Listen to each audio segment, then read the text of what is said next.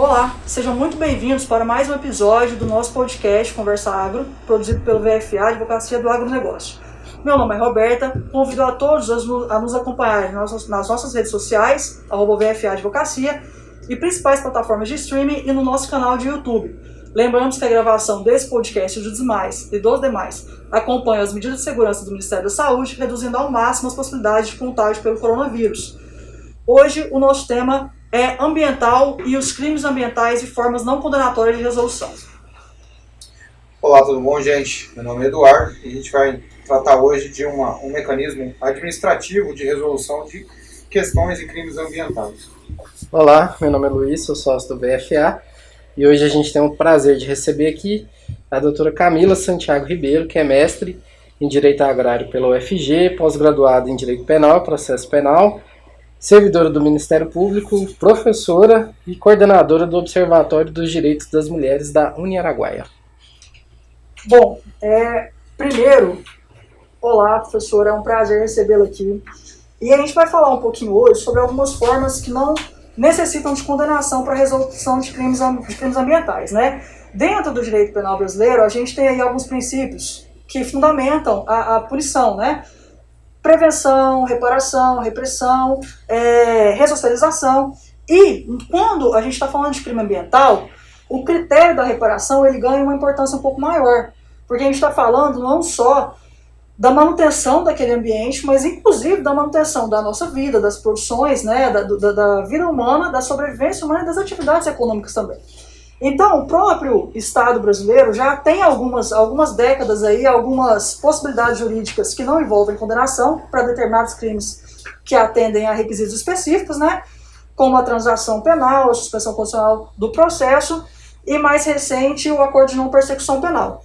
Então, hoje a gente vai falar um pouco disso, porque é imperioso que a gente crie mecanismos de reparação do dano, porque senão eu entendo que a punição ela não vai ser suficiente, porque ela não vai atender o critério principal dela, que é de atentar para a continuidade da biodiversidade aí. É mais ou menos isso, professora? Bem-vinda.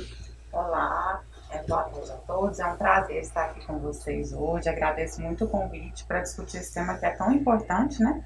Quando a gente fala em agronegócio, em meio ambiente, a gente tem que pensar que são dois estudos que não podem andar separados, né? O agronegócio, as atividades agrícolas se desenvolvem no meio ambiente, então a gente precisa pensar em preservação e em conservação ambiental até para garantia da continuidade do negócio, né? Como você trouxe aqui, Roberta, quando a gente fala em crimes ambientais, é preciso ter em mente que a criminalização ela busca resguardar um bem jurídico maior, que é bem comum de toda a sociedade, que é o meio ambiente. A previsão dos crimes ambientais, nós temos a Lei 9.605, de 98, que trata das condutas criminosas contra o meio ambiente, ela tem como objetivo preservar o meio ambiente em si. Então a gente pensa em políticas, a gente chama de políticas despenalizadoras, medidas despenalizadoras, como você citou, transação penal, suspensão condicional do processo e o acordo de não persecução penal, são medidas que o nosso legislador criou para evitar o encarceramento. São medidas para evitar a pena privativa de liberdade. Por meio dessas medidas, nós conseguimos efetivar as três principais funções da pena, da punição, que é a repressão à conduta criminosa, a prevenção a novas condutas e a ressocialização, que é a reinserção e reintegração do sujeito à sociedade, compreendendo o alcance da sua prática criminosa. Então, nós conseguimos alcançar essas funções por meio das medidas despenalizadoras. É bom frisar aqui que o objetivo do legislador não é de modo algum incentivar novas práticas criminosas, mas é sim evitar a aplicação da pena privativa de liberdade. E quando a gente trata de crimes ambientais, esses institutos são aplicados em todo o nosso ordenamento jurídico, tendo alguns parâmetros, né? Em especial a pena. Então, a transação penal ela é aplicada para crimes cuja pena não seja superior a 2 anos, suspensão condicional do processo a crimes que a pena mínima seja igual ou inferior a 1 ano, e o acordo de não persecução penal, crimes que a pena inferior não seja superior a 4 anos. Então, a gente tem um arcabouço de aplicação desses institutos muito grande.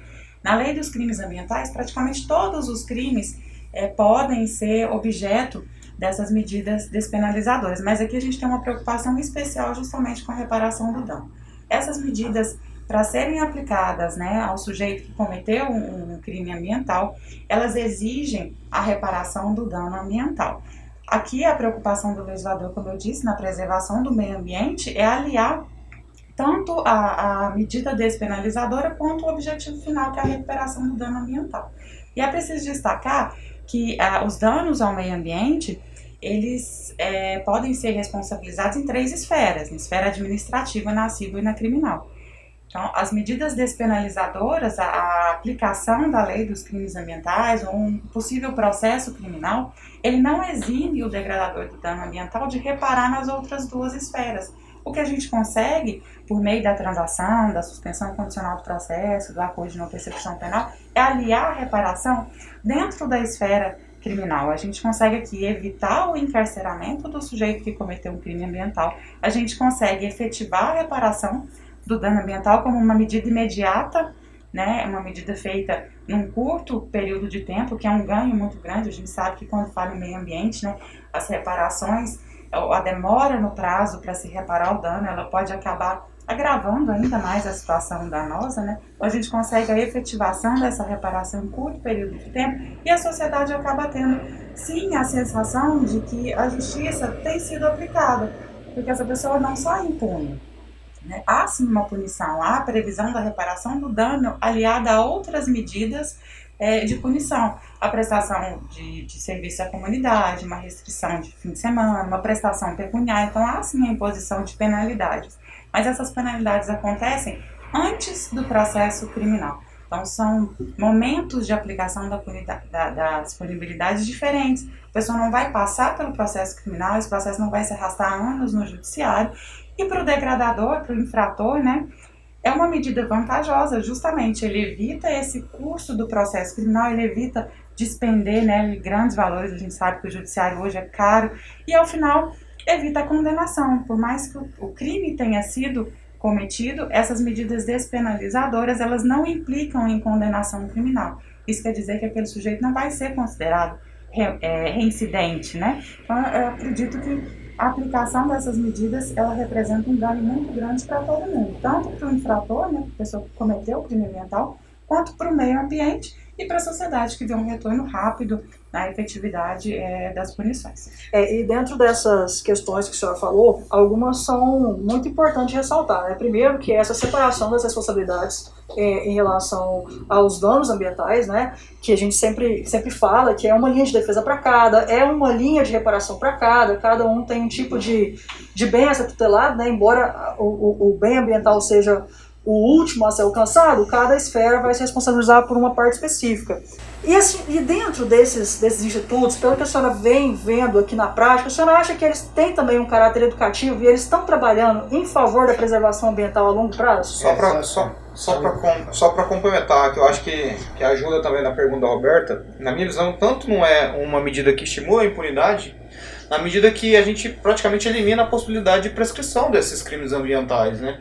Porque ali, em última análise, o Ministério Público e o Judiciário conseguem trabalhar de uma velocidade muito maior e conseguem ter uma efetividade social muito mais presente do que se fosse numa ação criminal.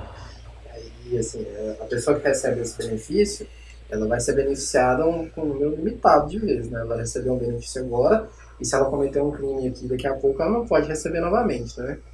Exatamente, vocês tocaram em pontos muito importantes. Primeiro, eu acredito que isso não representa de forma alguma um incentivo, né, à prática das condutas criminosas, não configura um mecanismo de impunidade, né? Primeiro, porque é sim a aplicação de uma sanção. Existe nesse caminho a aplicação de punições ali, né? A transação penal, ela é chamada na lei 9.099 de aplicação imediata da pena. A gente chama o Instituto de Transação Penal, mas é uma aplicação imediata da pena, então a gente vê uma efetividade na punição. Apesar de não haver condenação, há sim a aplicação de pena a esse degradador. Outro ponto importante é a questão da prescrição. Os crimes ambientais, eles têm penas relativamente pequenas, e essas penas prescrevem num tempo muito rápido. Isso quer dizer que o Estado não pode efetivar mais a punição. Então, se não houve investigação policial, essa investigação não pode iniciar. Se não houve processo, ou se o processo está em curso, tudo vai ser encerrado. Então, o Estado perde o dever de punir aquela pessoa que cometeu um crime ambiental, né? Com a aplicação dessas medidas despenalizadoras, a gente supera essa barreira. E é uma barreira muito grande se a gente for pensar em como é o nosso Poder Judiciário hoje. O Poder Judiciário é lento, é moroso, né, é de conhecimento de todo mundo, porque assim, a sobrecarga de processos no Judiciário torna o retorno da Justiça muito lento. Isso é um incentivador à prescrição. Com as medidas despenalizadoras, a gente rompe essa barreira. E é possível, sim, uma entrega efetiva da aplicação da punição, junto com a imediata reparação do dano ambiental num curto período de tempo, né? Então, acho que isso não representa uma maneira de incentivar a impunidade, até porque a pessoa, como vocês disseram, ela recebe aqui um benefício. Essas medidas despenalizadoras são um benefício concedido ao sujeito que praticou um crime ambiental, desde que ele atenda aos requisitos legais. Então, um dos exemplos é que ele não pode ter sido beneficiário desse instituto num período de tempo anterior. Na transação penal, por exemplo, prazo de 5 anos. Então, se você cometeu um crime ambiental, foi beneficiado com a proposta de transação penal, e no ano seguinte você comete um novo crime, você não vai poder receber esse benefício. Aí sim a gente vai ter início a um processo criminal e uma condenação final. E também tem um outro benefício, que é diminuir o debate sobre a prova em si, né? Assim, a efetividade da reparação ambiental é muito rápida, porque não há uma audiência de instrução e julgamento, não há uma necessidade de produção de prova que às vezes demandaria muito mais tempo e energia, seja do judiciário, seja do Ministério Público, seja mesmo até do produtor, para poder tentar demonstrar que o dano dele é menor do que foi efetivamente comentado. Então a gente vê que nesse tipo de instituto consegue-se preservar o maior objetivo, que é melhorar o sistema ambiental, né?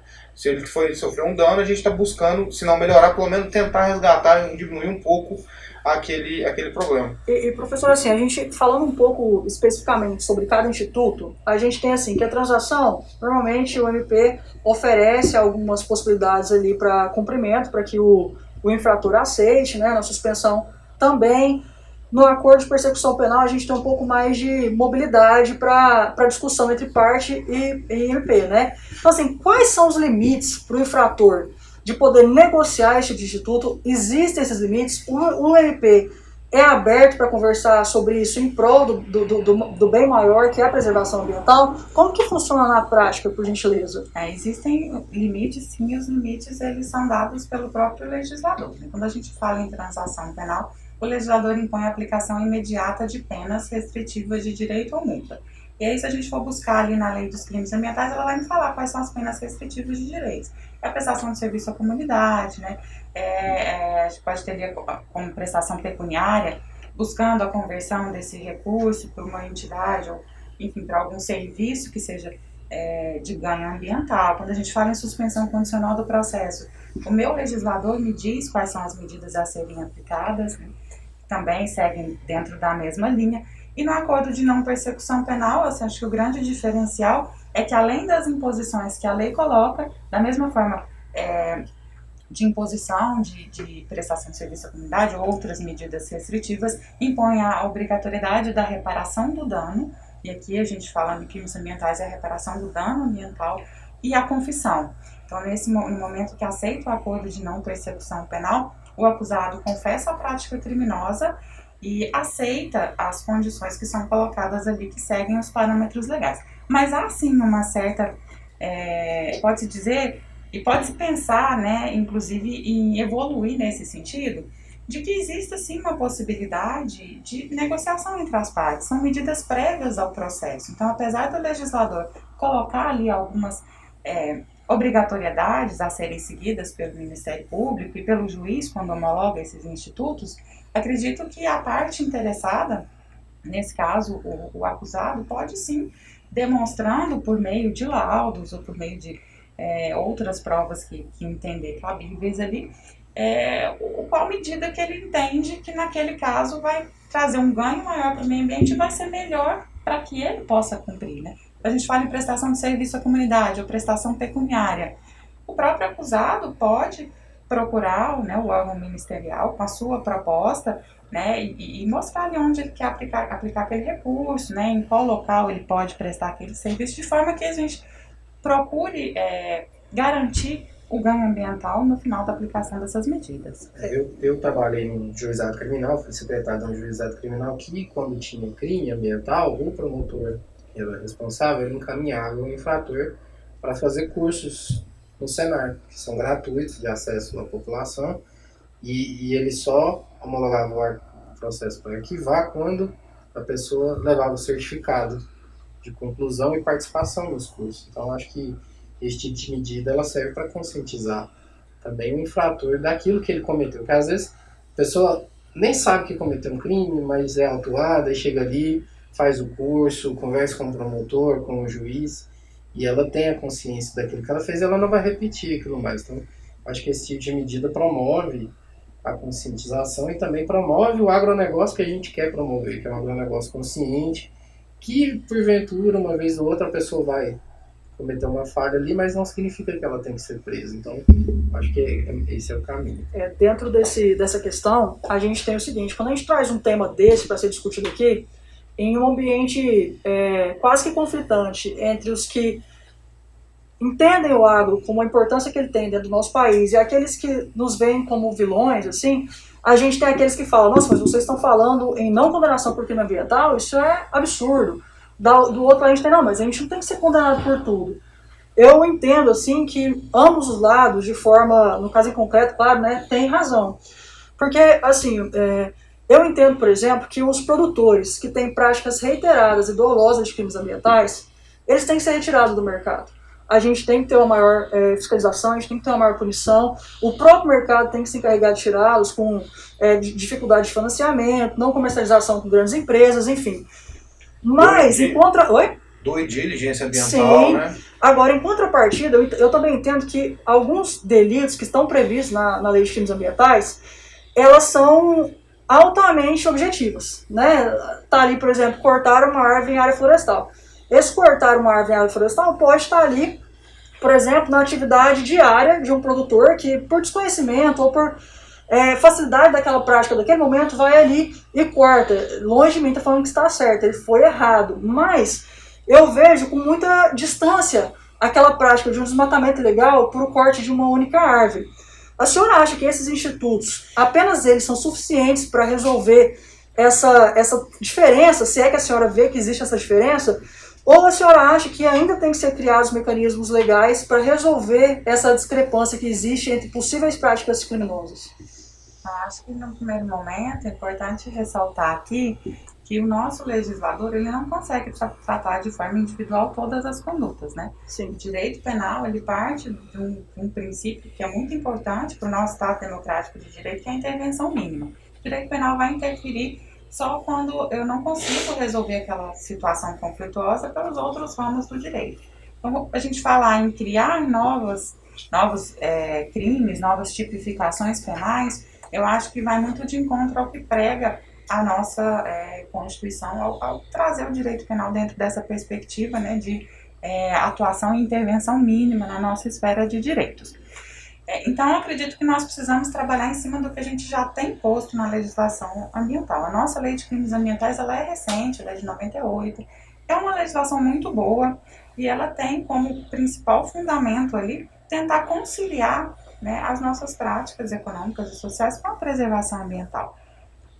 Dizendo assim que, né, se esses institutos são suficientes para diferenciar, né, pequenas agressões ao meio ambiente de grandes agressões, eu acho que a gente precisa inclusive ir além, porque esses institutos, eles se prestam a um papel de evitar a pena privativa de liberdade. A partir daqui a gente não consegue fazer essa diferenciação entre os grandes danos e os pequenos danos, né? Essa não é uma premissa para a aplicação dessas medidas despenalizadoras. O que a gente precisa ter em mente é que assim, as condutas criminosas existem quando a degradação ambiental ela é ilegal. Existem formas de interferência no meio ambiente que são regulamentadas por lei. Então, no primeiro momento, eu acredito que o principal é que a pessoa que esteja envolvida em uma atividade que utilize recursos naturais, ela precisa compreender qual é a extensão da sua atividade e como ela pode agir interferindo no meio ambiente dentro dos parâmetros legais. Agora, transgredir as normas ambientais, né, as normas que prescrevem os crimes ambientais, e resultar em uma punição, eu acho que é sim importante, porque senão a lei dos crimes ambientais perderia até a sua efetividade. E aí, para isso, acredito que onde a gente precisa buscar respaldo mesmo é justamente na interpretação. Nós temos um arcabouço de princípios que auxiliam o nosso legislador no momento nosso legislador, perdão, o nosso judiciário, no momento da aplicação da legislação penal, fazer essa diferenciação. Então, nós temos princípios e outras medidas que possibilitam uma punição mais gravosa para aquele que degradou de forma, né, mais significativa, e outras medidas para aquele que o dano foi menor. A senhora acha que é possível a aplicação do princípio da bagatela em crimes ambientais? Nós vemos sim a aplicação do princípio da bagatela, do princípio da insignificância aos crimes ambientais. Existe uma polêmica muito grande em torno disso, né? Porque como dizer que uma árvore, um peixe são insignificantes dentro do meio ambiente, que não é um bem individual, né? Como medir a significância ou não disso dentro do meio ambiente, que é um bem de todos, é um bem, né, pertence a toda a nossa sociedade. Mas existe sim, o STF aplica o princípio da insignificância, mas em situações muito pontuais dentro da análise do caso concreto. A gente não pode generalizar e dizer que uma árvore encaixa no princípio da insignificância. Se a árvore for protegida, por exemplo, por mais que seja uma árvore, se ela for de corte proibido, a gente já não consegue a aplicação desse princípio. Mas é possível sim. Estão sinalizando para nós ali que o tempo está encerrando.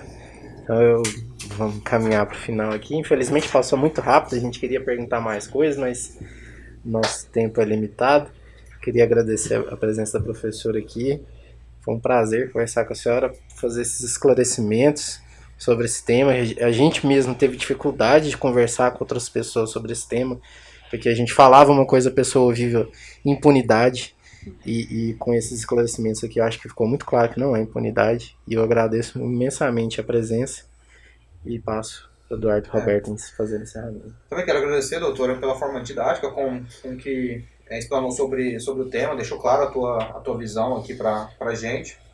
E, enfim, dizer que conversar com pessoas como você é um dos motivos que a gente faz aqui no nosso podcast. A gente quer trazer a informação de melhor qualidade possível para as pessoas. Obrigado.